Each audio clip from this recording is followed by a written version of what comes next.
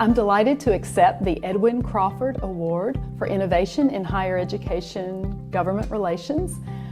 This was a collaborative project between the University of South Carolina Beaufort, my university, USC Aiken, and USC Upstate. It involved advocacy across the state focused on the public comprehensive sector.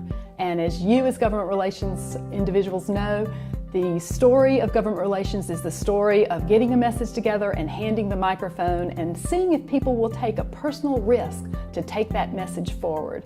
So today, rather than my talking about that event, I'd like to let you hear the voices of the community leaders, the university leaders, and the students who took that message across South Carolina and had an incredible impact on the funding for USC Beaufort, USC Aiken, and USC Upstate.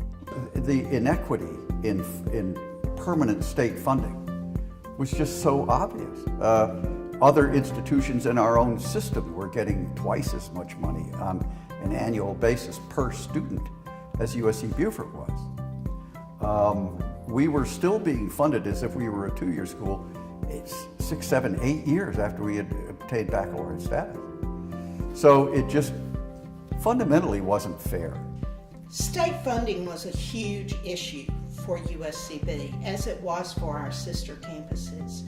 We had tried to go the road alone and not been successful at all. The brilliant idea that Lynn had of collaborating with our sister campuses was just an incredible win for all of us. It takes a group, and that message must always be clear, concise, constant, and correct. Her work with her colleagues at USC Aiken and USC Upstate was critical to getting the message.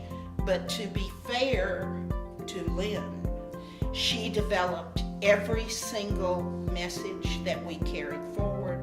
One of the most important messages in the campaign and the key visual was a graph we created that showed the per South Carolina resident student funding of each of the comprehensive institutions. And if you look at the graph, you will see that there are 3 institutions marked in red. Those 3 are USC Aiken, USC Beaufort, and USC Upstate. We were significantly below the horizontal line, which represented the average per student funding in the comprehensive sector.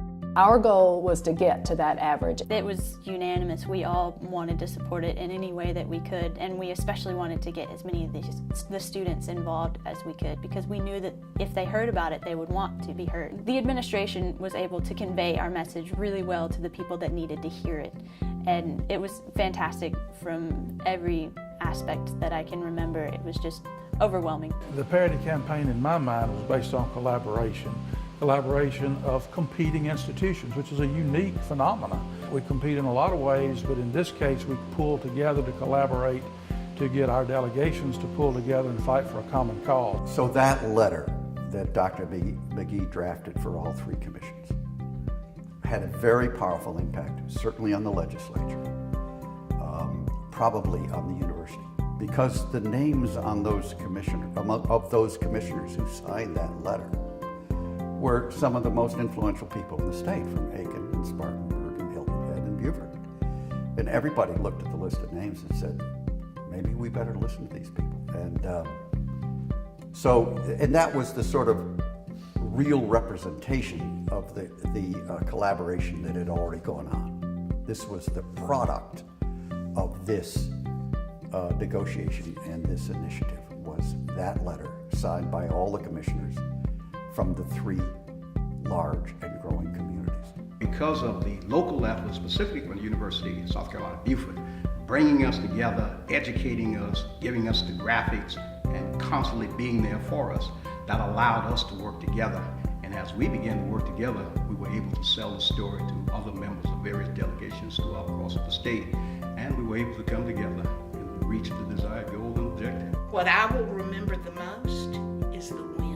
We were able to convince the finance chairman and other legislators in the Senate that this is something that we were serious about. In the process of the campaign, USCB doubled its Annual recurring appropriation, more than doubled it. Over $1 million increase in annual recurring appropriation, which in the state of South Carolina was significant. Neither institution had received a significant increase since the 1990s. We must have partners for success in the legislature.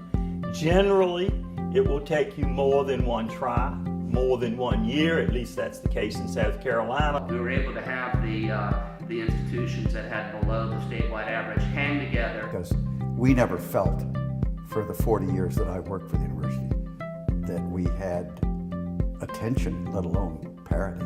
Quite honestly, our success in a 2-year time frame was pretty amazing. And the fact alone that students were getting involved was amazing, but that they were getting involved in something that involved the government and politics was even more astounding. The tightly interwoven, innovative collaboration between USC Beaufort, USC Aiken, and USC Upstate was a successful campaign uniquely tailored to address a structural inequity in the annual recurring funding at the University of South Carolina.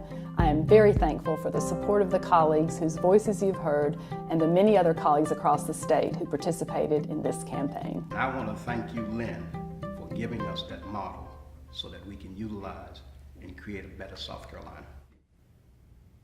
This moment of silence is offered with humble respect for Senator Clementa Pinckney, who led in faith, service, and forgiveness, and for the members of Mother Emanuel Church who lived their faith before us. Soli Deo Gloria.